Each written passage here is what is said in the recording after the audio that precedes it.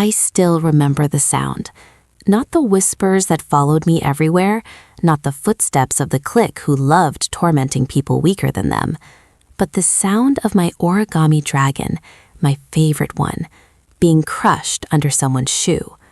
A soft, delicate crunch that should have meant nothing, yet it was the exact moment I realized something inside me wasn't going to stay quiet anymore. Something in me was about to wake up, and when it finally did, I didn't just get revenge. I destroyed an entire kingdom of bullies, one paper creature at a time. Before I tell you how I tore down an entire elite clique using nothing but silence, patience, and origami, make sure you're ready, because this isn't just a revenge story. It's what happens when the quietest person in the room reaches their final breaking point and decides to let their monsters fly. My name is Hannah, and for most of my life, I believed silence was safety. Growing up, I learned quickly that my thoughts weren't welcome. My mother was a single parent juggling 2 jobs, exhausted, stretched thin, and always moving from one responsibility to another. She wasn't cruel, just overwhelmed. She loved me, I know she did, but she never had the emotional space to sit with me, listen, or notice the small things that mattered to a child who felt unseen. Whenever I'd approach her with a new origami piece, a crane, a fox, a dragon, she would glance at it for barely a second, force a tired smile, and say, "Hannah, sweetie, I don't have time right now." And she never meant to hurt me, but her voice always made me shrink a little more.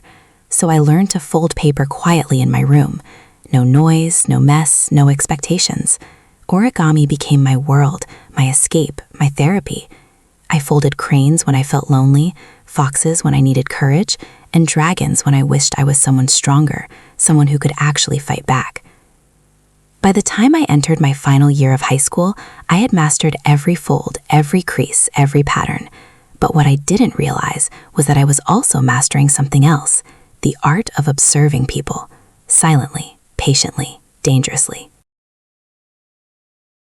Our school looked polished and peaceful on the outside, but inside it was run by an unofficial hierarchy, an elite clique known as the Council.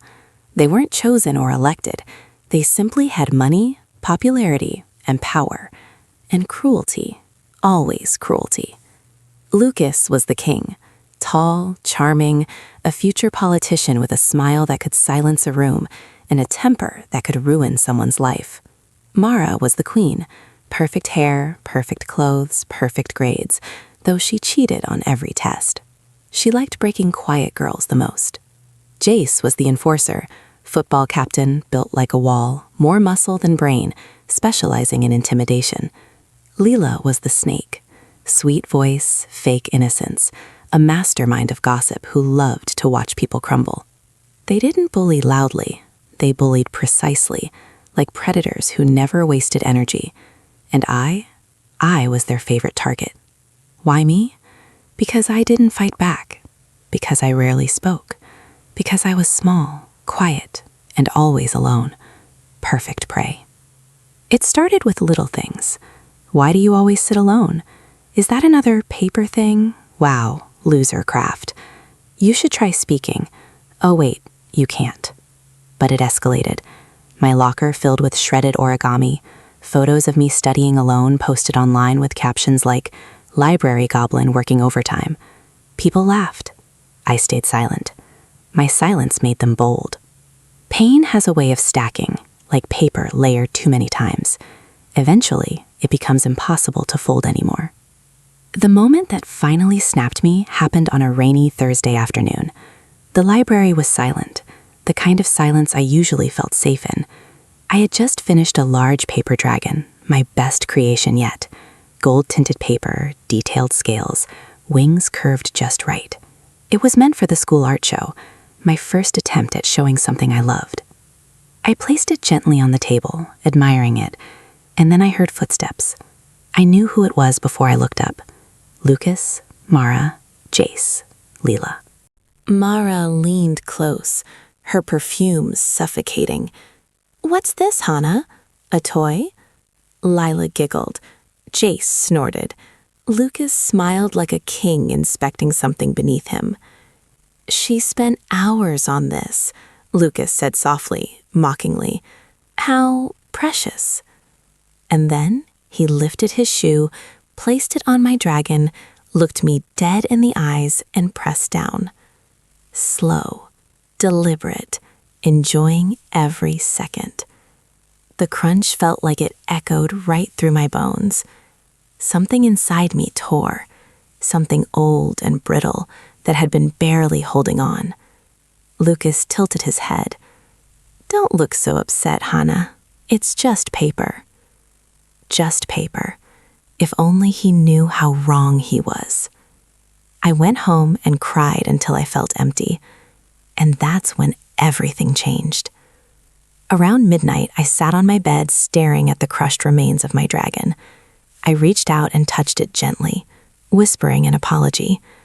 I know it sounds strange, but origami always felt alive to me. I whispered, "I wish I could have protected you." The paper twitched. I froze. It twitched again. Then it lifted itself off the bed, slowly, shakily, as if something inside was waking up after years of sleep.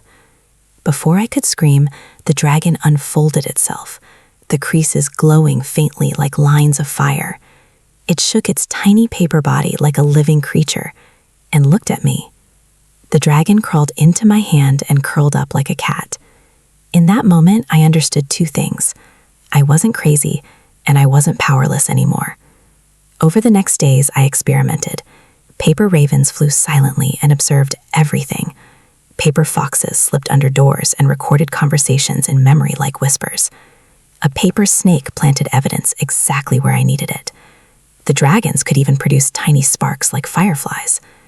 I wasn't folding creatures anymore. I was creating tools, allies, weapons. But I didn't want violence. Not yet. I wanted justice, truth, exposure. I taught my creatures one simple command: bring me their secrets. For weeks, my ravens hid in vents, on bookshelves, in lockers. They returned with whispers of conversations, memories of meetings, and evidence of everything the council had done. Mara cheated on every test and paid a tutor to send her answers. Lucas accepted bribes from wealthy parents to manipulate competitions. Jace bullied freshmen relentlessly. Lila blackmailed students with their personal messages. Together, they framed innocent kids for cheating and manipulated teachers to gain advantages. Their empire was filth, and I was going to burn it down, using the very material they mocked: paper. My plan had 5 stages: gather information, seed suspicion, destabilize the clique, leak everything, and watch their empire collapse. I planted small hints first: anonymous notes, cheat sheets appearing in Mara's purse, emails to teachers from a concerned student. Then I used paper spiders to crawl out of Lila's bag carrying stolen answers. Ravens dropped transcripts of their gossip right behind them. Their perfect unity cracked quickly. Mara accused Lila of betrayal. Jace blamed Lucas for losing control. Lucas blamed everyone but himself. They were falling apart beautifully. Once they were paranoid enough, I triggered the big leak. Every recording, every conversation, every bribe, every moment of cruelty, all packaged in a single anonymous folder sent to the school board and the student council. The principal announced a mandatory assembly. They looked terrified sitting in the front row. Lucas stiff, Mara trembling, Jace tapping his foot nervously, Lila twisting her hands. I sat in the back, silent, invisible, holding a small paper dragon in my palm. The principal's voice shook the room. Evidence of academic fraud, bullying, bribery, manipulation, committed by the 4 students everyone once admired. Every crime flashed on the big screen. Gasps filled the auditorium. Whispers turned to disgust. Mara broke down crying. Jace tried to leave, but security blocked him. Lila covered her face. Lucas looked back at the crowd and whispered, "Who did this to us?" The dragon curled its tail in my hand. He would never know. All 4 were suspended, their college recommendations rescinded, their reputations destroyed, their parents humiliated, their power shattered. They never rebuilt the kingdom, and they never suspected me, the quiet girl in the library whose origami they once crushed. In the end, I didn't need fists or shouting. I didn't need to become violent. I used patience, silence, and the very thing they destroyed, my origami. Revenge doesn't always need to roar. Sometimes it flies quietly on paper wings. If this story hit you as deeply as it hit me living it, tell me, would you have stayed silent, or would you have folded your own army?